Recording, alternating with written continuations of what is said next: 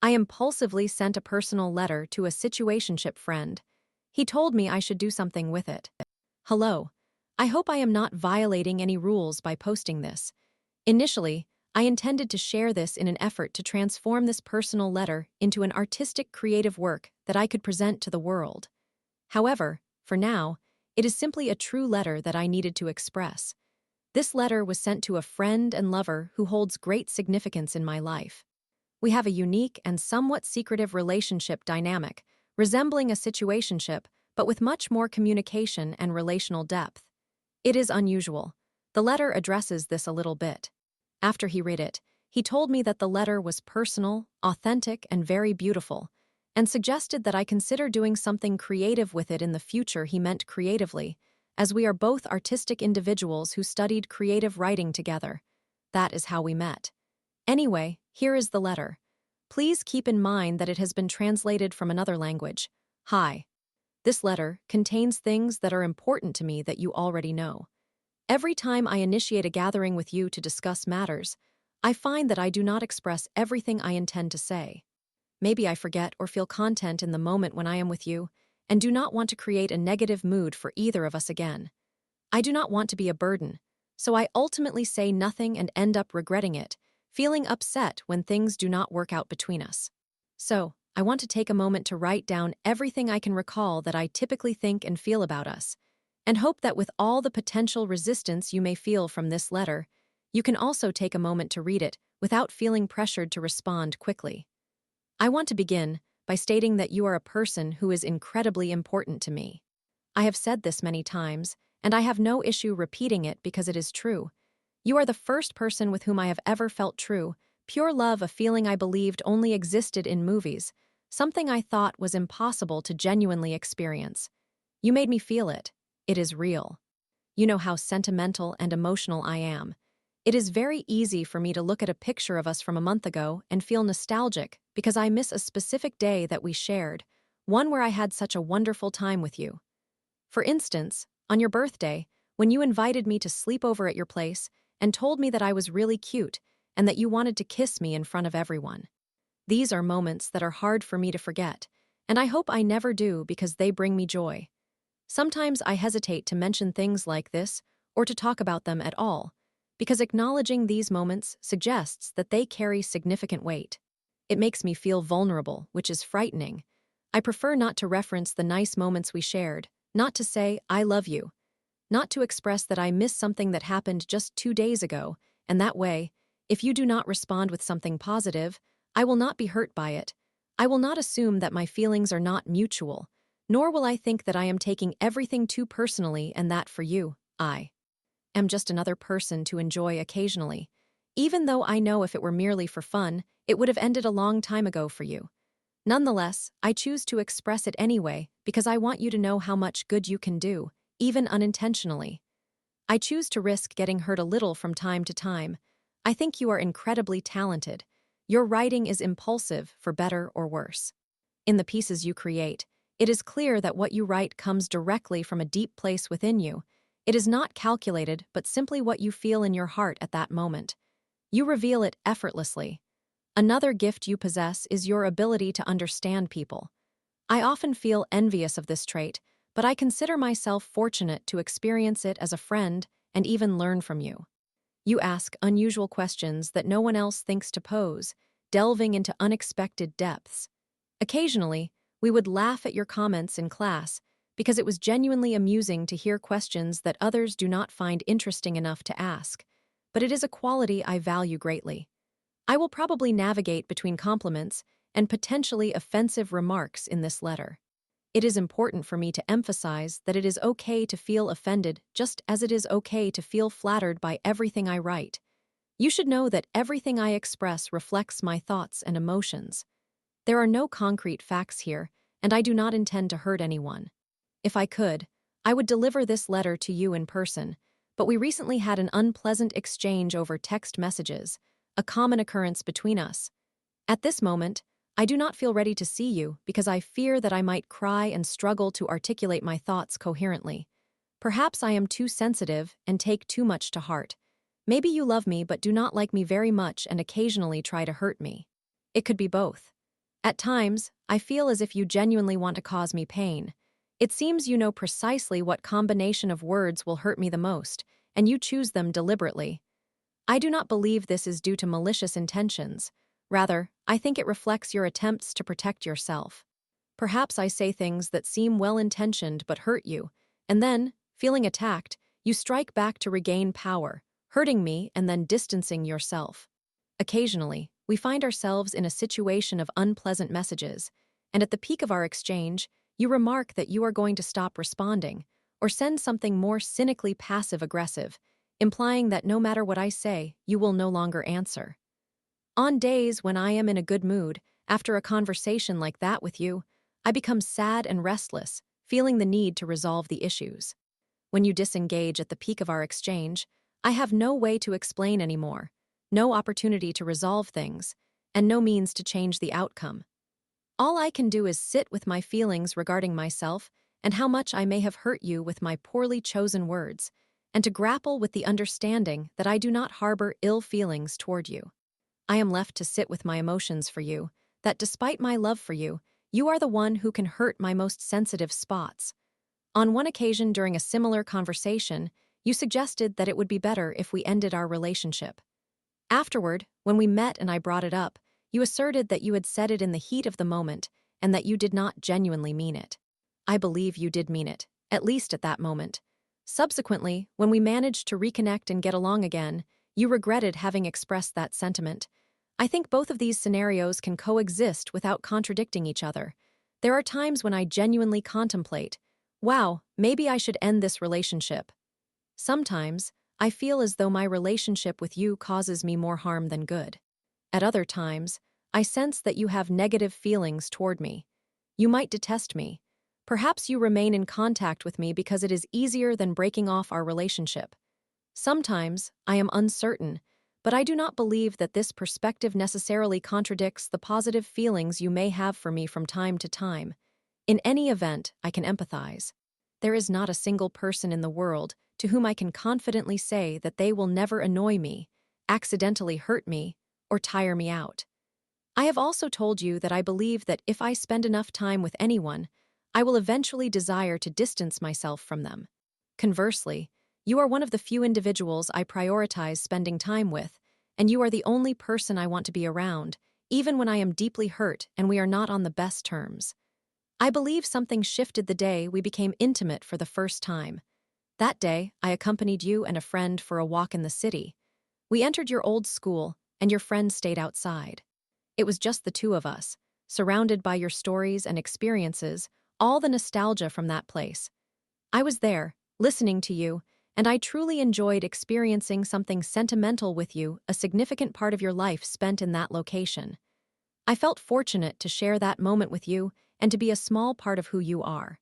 Later that day, after we hooked up, when you walked me to the train, we both felt nervous because we had planned to meet the following day, but both feared that, when the time came, we might not want to see one another again. We both grapple with this similar issue, a strange, avoidant approach to life. When the next day arrived, we both still wanted to meet, and it happened, continuing for a very long time.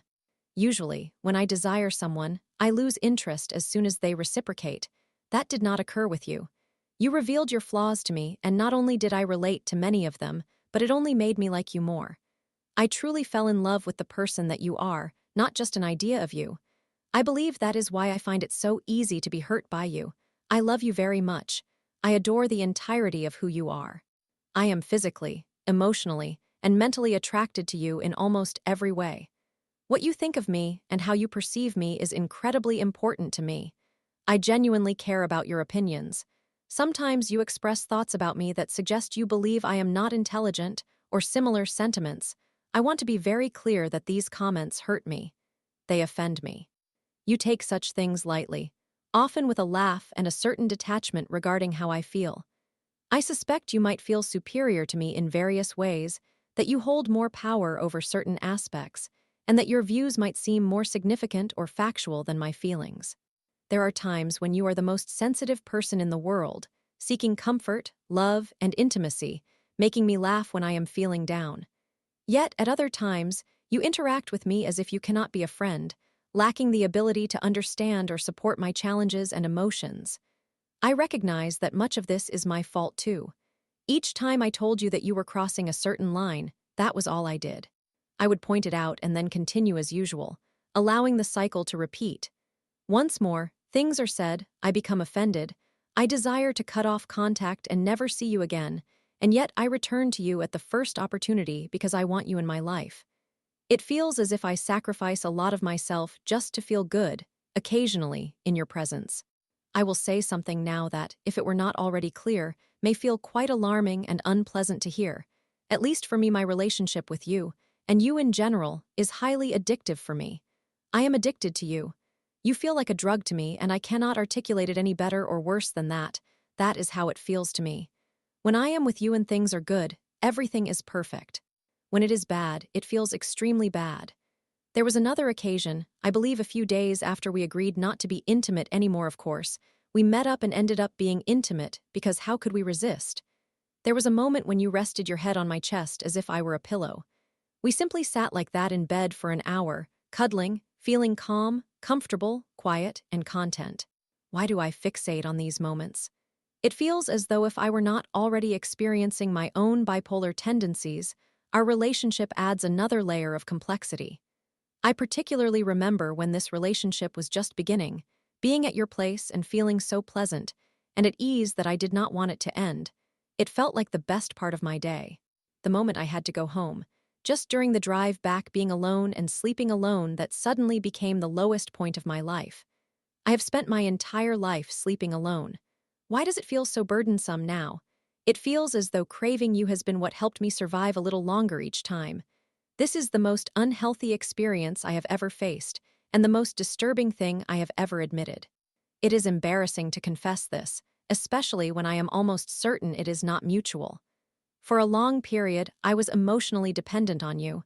If you were in a good mood, it uplifted me, but if you were feeling down and withdrew from the world, I could easily perceive it as a personal attack. When I am feeling low, I still yearn to be near you, to speak with you. This is disturbing to me. Why is it different only with you? Why do I feel disinterested in sleeping with anyone else except you? Why did I believe for years that I was uninterested in sex entirely and could easily live without it, only to discover that upon meeting you, I transformed into a nymphomaniac?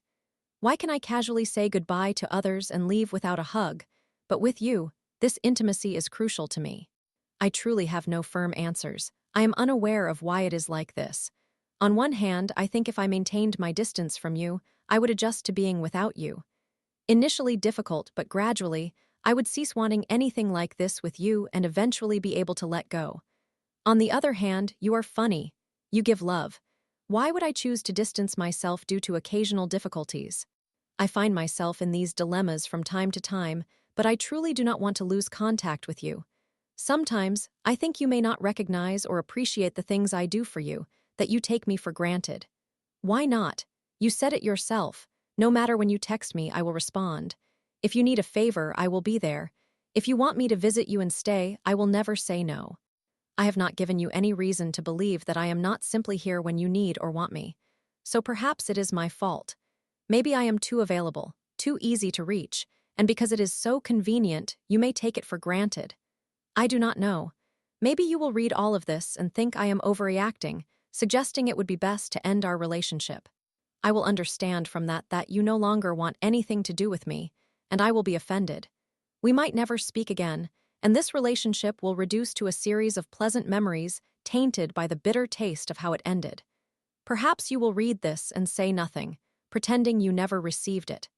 Maybe you will see that this letter is lengthy and think, I will read it someday, and then forget it altogether. Maybe you will read this and share your thoughts and feelings too. You might tell me that everything is okay, that what I feel is valid, that I am not alone in this struggle, and that I am too significant to you to lose touch over trivial matters that can be resolved with a little communication and the right mindset. I do not know what you will choose, but all choices are valid, and I will ultimately understand, even if not immediately. I love you, and I would be glad to discuss any issues as they arise. I truly want us to be able to communicate effectively. I do not intend to apologize, and I do not demand forgiveness from you. What has happened has occurred. If you wish for us to remain in contact, I would be extremely happy. Just please try to acknowledge, appreciate me, and respect boundaries. If situations arise where you feel I am attacking you, that I am unpleasant, unbearable, repulsive, inconsiderate, or offensive, please tell me. Let us discuss it. It does not have to happen in the heat of the moment. You can address it at any time. Let's work towards healthier communication and embrace each other afterward and strive to be good, please. I love you. I would like to know your thoughts on this, whether it resonated with anyone or anything along those lines. After he read this letter, he mentioned that it resonated with him, that he understands, and he was the one who encouraged me to potentially create something from it in the future. I had never considered that until he suggested it, as this was a very personal matter intended solely for his eyes. Thank you for reading. Story 2. My husband changed after we got married. From sweet to sour, I took him noticing a double standard and tension at home. Is it time to leave before I lose myself? Can love really fade this fast? Excuse the brain dump. My husband and I have been together for a total of 7 years, and we got married 1.5 years ago. Before we were married, we had a wonderful relationship. We talked things out and communicated effectively. We did have a few issues, primarily related to his drinking and his behavior after consuming too much alcohol. He completely quit drinking for a year, and it seemed like he understood my desire for him to limit his drinks. We both still drink, and things have improved. We rarely encounter situations where his behavior while intoxicated is alarming anymore. However, he has also changed in his demeanor. Increasingly, he appears to be very angry. The tension in our home is palpable, and it feels like I cannot do anything right. He is kind to me on the days he wants intimacy, yet on other days, it seems as if I am a nuisance. I usually prepare dinner, having made it for the last 3 days, which is significant later. I received a reminder for a hair appointment that I had forgotten I scheduled for that evening. My hair appointments typically take several hours because I have my hair colored. As I was leaving, he asked how much it would cost. For context, I earn twice as much money as he does, yet we manage our finances entirely together, so to me, all our money truly belongs to us. I informed him of the cost, and he rolled his eyes, saying he did not realize it would amount to $1,000 a year for me to have my hair done. I reminded him that in our budget, he had allocated $200 a month solely for golf and had recently paid $300 for a softball season. I would not have brought it up if he had not made that remark. He just huffed and I left. An hour into my appointment, he texted me, asking when I would return. I replied that I had mentioned I would be home by 8 o'clock. He sent me several messages expressing his annoyance that I would not be home to prepare dinner. When I arrived home, he was in a bad mood again and merely jerked his head toward the food he had prepared, stating that it was terrible but available. This is just one example out of many similar days. He huffs while complaining about being tired after working an 8-hour shift, even though I am also working an 8-hour shift and taking care of our dog. I have a demanding executive position, and his job is also stressful, so I understand, but I dislike being the target of his frustrations. I cannot shake the feeling that he has established a significant double standard, where if I miss making dinner or going for a drink with coworkers after work, it becomes an issue, and he gets annoyed, while when he does the same, it is entirely acceptable. If I spend money, it is his. If he spends money, it is ours. He continually makes plans in his mind for our life, without discussing them with me, and grows irritated when I mention anything that deviates from his imagined agenda. It is strange to me because he was never like this before we got married, and I feel he transformed entirely after we tied the knot. The daily tension and uncertainty about his mood when he comes home are exhausting. Yesterday, I spoke with my best friend for the first time about this, and she mentioned that she and her husband have also noticed his complete change over the past few years. At group gatherings, he never interacts with me, and when we both celebrated milestone birthdays recently, I organized an elaborate party for him, while he did not even bother to match the theme of the celebration I planned for myself. I picked out and purchased my own gift while I had meticulously arranged an expensive present for him. Looking back, I am now realizing that he seems to believe he has secured me and no longer needs to try. Our engagement was rather lackluster and left me feeling disappointed and embarrassed to share it with others. I arranged the dinner, during which he proposed just a simple dinner at home with a recipe I wanted to try. I cannot help but feel that he did not care about it at all. I am not a perfect person, but I consider him when making decisions. I have told him multiple times that I feel he does not like me as an individual and that he does not care about me. I feel trapped. We own a house and have a dog, but no children yet. I cannot help but think it may be better for me to leave now while I am still young and have the opportunity to meet someone who values me the way I wish to be valued. Perhaps he has not changed. Maybe I simply did not notice the red flags. I cannot believe I made such a mistake. I recently heard someone say that to be loved is to be known, and I just cried. He does not want to know me. Anyway, I am sharing this here. I hope you are having a better day than I am.